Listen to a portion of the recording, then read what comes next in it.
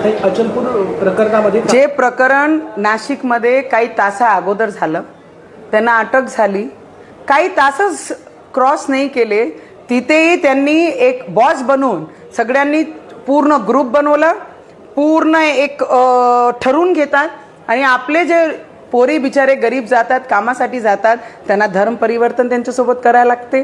ते त्यांच्यासोबत त्यांना जबरन बीफचं मटण खाऊ घालतात, त्यांना जबरन कमला पडायला लावतात, त्यांना जबरन बुरका घालायला लावतात. काही तासही नाही झाले त्यांना अरेस्ट केल्यानंतर आज आमच्या अमरावतीमध्ये परत ती घटना अचलपूर परतवाडामध्ये होते, जिथे 150 पेक्षा जास्त व्हिडिओ विज्युअल एक मुलांनी आमची मुलींसोबत अत्याचार करून त्याचे विज्युअल काढले आणि online video, social media, YouTube सगळेच सोशल मीडिया प्लॅटफॉर्मवर त्यांनी व्हायरल केले. मला एक प्रश्न विचारायचा आहे, जेवढेही सेक्युलरिझमवादी पॉलिटिशियन लोक आहे ना, त्यांना माझा प्रश्न आहे, सेक्युलरिझम म्हणजे काय आहे? सेक्युलरिझम म्हणजे काय? महिलांना उंच न्यायाचं, जे बाबासाहेबांनी शिकवलं की महिलांसोबत अत्याचार करायचा, आणि ते महिला कोणाच्या? बुरकेवाले नाही, आमची पोरी. बुरकेवाल्यांचा एकही व्हिडिओ त्या 150 व्हिडिओमध्ये नाही आहे, एकही महिला त्यांची नाही आहे. महिला कोणाची आहे? आमच्या. लव जिहाद हे करतात, हे त्यांना जबरन कमला वाचायला लावतात, हेच त्यांना नमाज करायला लावतात, हेच त्यांना बुरका घालायला लावते. आमचे मुली आहे त्यांना, त्यांचे मुली एकही त्याच्यामध्ये दिसणार नाही.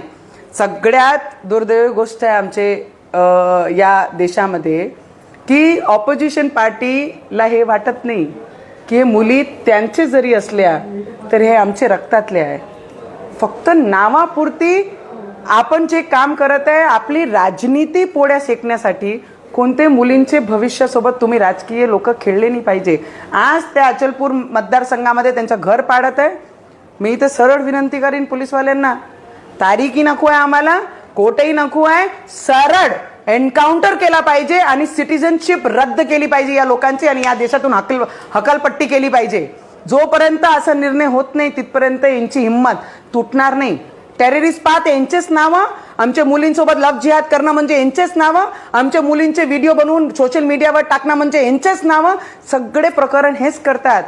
आज या ऑपोजिशनला विचारा की महिला रिझर्वेशन बिल जे पूर्ण पार्लमेंटमध्ये येत आहे त्याच्यासाठी ऑपोजिशनला आम्हाला विनंती करावी लागून राहिली आहे की महिलांना पुढे आणण्यासाठी बाबासाहेबांनी जे शिकवलं त्याला सपोर्ट करा, महिलांना पुढे आणा, त्यांची हिंमत सोबत उभे राहा. तर ऑपोजिशन सोबत आणि जेही लोक आता IG कडे गेले आहे त्यांनाही माझं एवढंच म्हणणं आहे की तुम्ही जे राजकारण करत आहे ना, की यांचा पाळला तर त्यांचा पाडा, पहिले तुम्ही हे पहा की कोणते मुली सोबत अत्याचार झाले, सगळ्यांचे पाडा.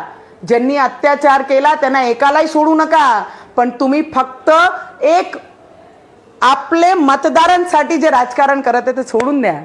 या देशातच जा लागते, या देशातच जन्माला आलो आहे, ते काही आपले नाही आहे, पाकिस्तानवाले आहे, पाकिस्तानला पाठवा लागते त्यांना.